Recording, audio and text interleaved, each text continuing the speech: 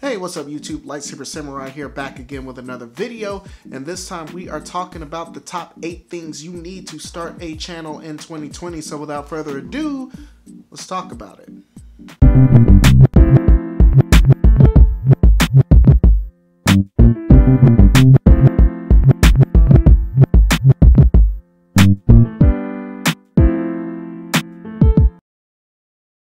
Okay, so before we get started, I should mention that I myself am primarily a retro video game YouTube channel. I also do some tech reviews and some video making / photography tips and the like, but for the most part I tend to focus on the video games, so that's going to be kind of the primary focus of my setup and what my setup is built around. That being said, when it comes to making video game channels, there's 2 different ways you can go about it.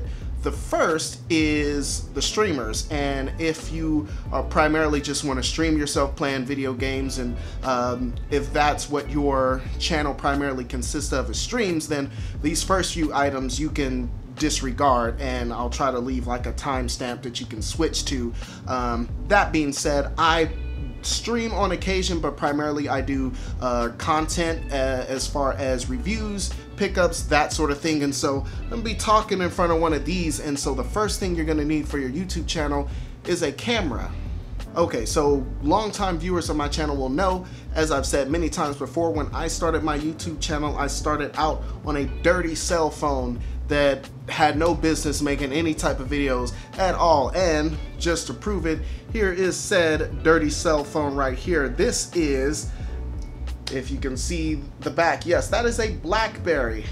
In particular, this is the BlackBerry Z30, I believe it was called. Now, I started my YouTube channel at the end of 2016. This phone had come out in 2012, I think. So this phone was already 4 years old by the time I started my YouTube channel in 2016. But here's a piece of advice: don't wait to create, just get started. There is plenty benefits to starting even on poor equipment. For instance, you just get you get a lot of experience. I got used to making videos. I started to get used to editing videos and got used to the whole workflow of making YouTube content. And I could have waited until I got a better camera phone or whatever the case, but then at that point I would have had to spend more time making mistakes that I made when I got started. So I mean, first piece of advice is, if you're thinking about starting, just start. If you don't have all the equipment, that's fine. I didn't have any of this equipment when I got started. This all came over the course of the last 3 years. So yeah, that's my first piece of advice. Just start.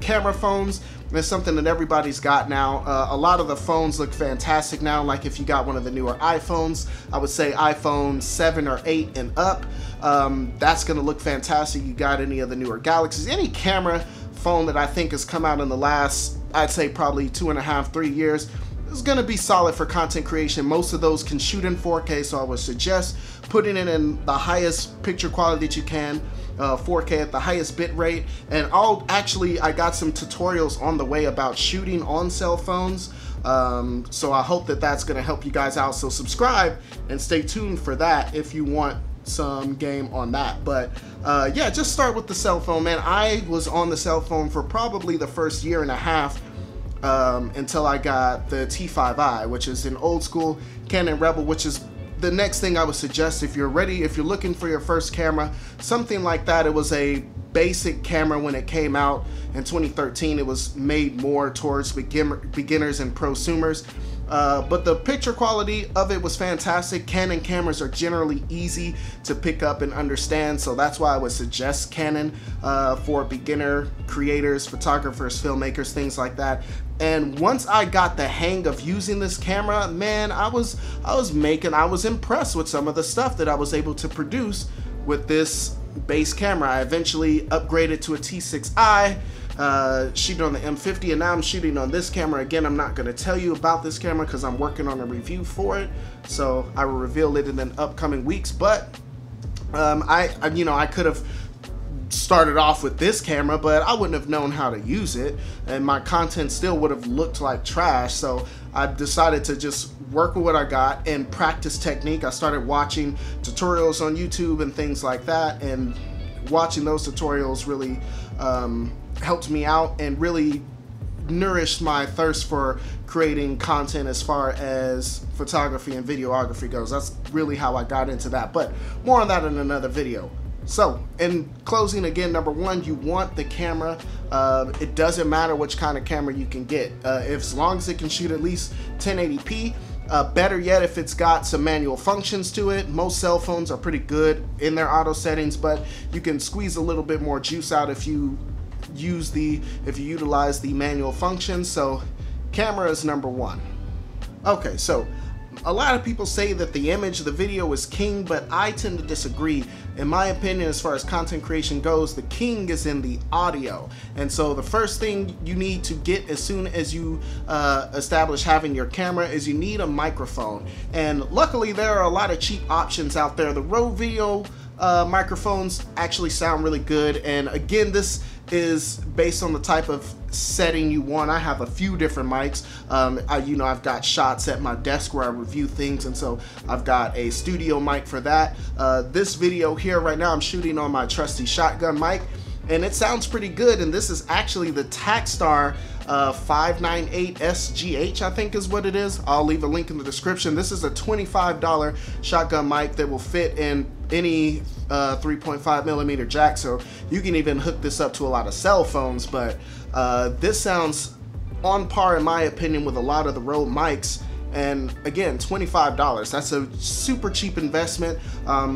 Lavalier mics are another cheap investments, like the Boya microphone. It's very famous for beginning YouTube creators. It's again $20. It comes with a super long cord, so if you're using, say, like a 50mm mic, you can stand super far away, and you've got that mic right here, so you're not going to lose your audio. One thing about these shotgun mics, you want to stay within about 3 feet or so from where I'm standing. I can actually touch the mic, so that's within range. So microphone is definitely a high priority. People will deal with looking at a bad video as long as it sounds okay, but if you watch a good looking video with terrible sound, it's a wrap. So definitely get you that mic as soon as possible. Until then, I would suggest trying to shoot in a small room. The smaller the room, the better. You won't have to compete with your voice bouncing over large spaces, and try to keep yourself as close to your microphone as you can so the sound is as crisp as it can be until you get that microphone. Okay, rounding out our combo of AVL, that's audio, video, and the L is lights.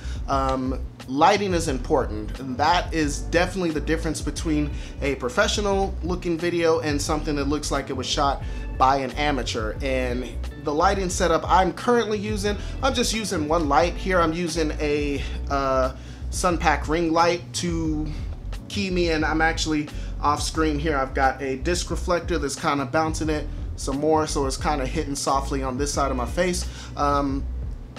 Lighting is super important, but it doesn't have to break the bank. Actually, the cheapest form of light hangs above us in the sky, right? Shooting using natural sunlight is fantastic. You get some nice, soft, even light if you're shooting indoors and having it come through a window, through the curtains, things like that. And so wherever I'm shooting inside, I always try to make sure that I have that as an option. I got a huge window over here. If I want to, I can turn this off and open up the window and let the natural light in.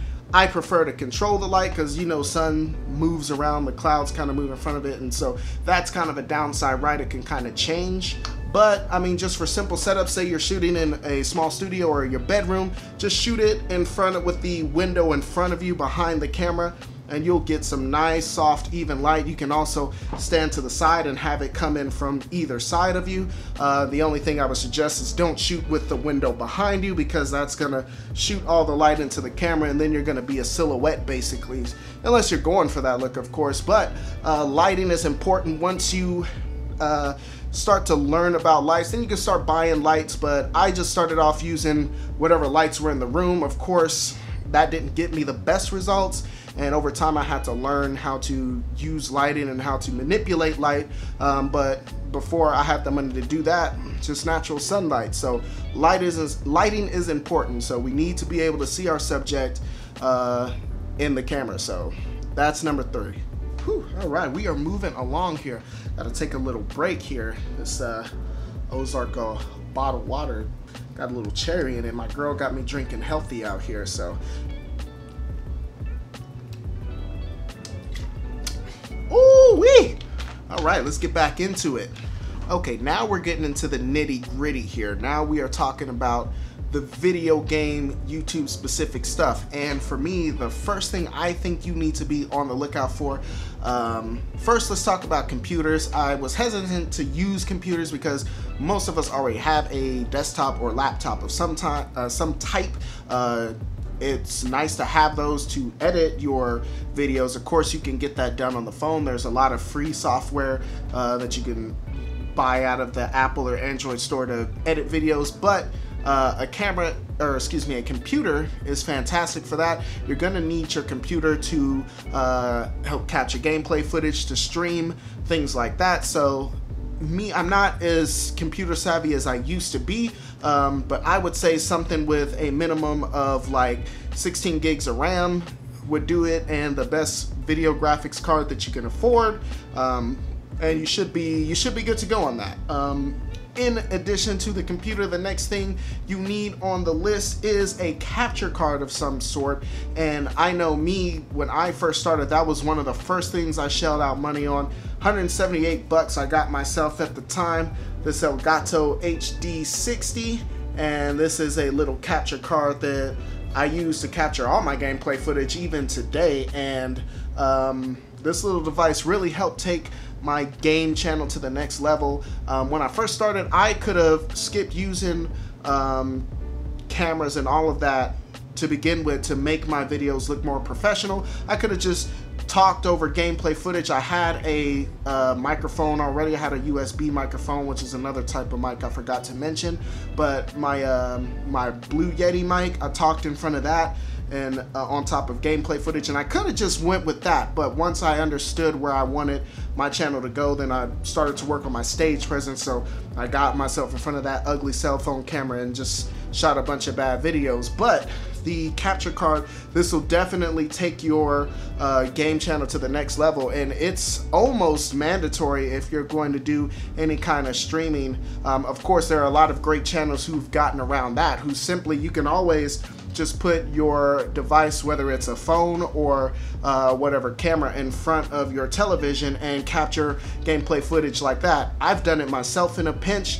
I've used my cell phone to capture footage. I've used my cameras to capture footage, just put it on the screen. I've used these in live streams. A lot of my friends and peers on YouTube still do, and they have fantastic channels built around that. So this is not necessary, but if you're wanting to step the quality up, then getting a capture card, that's the direction you want to go in.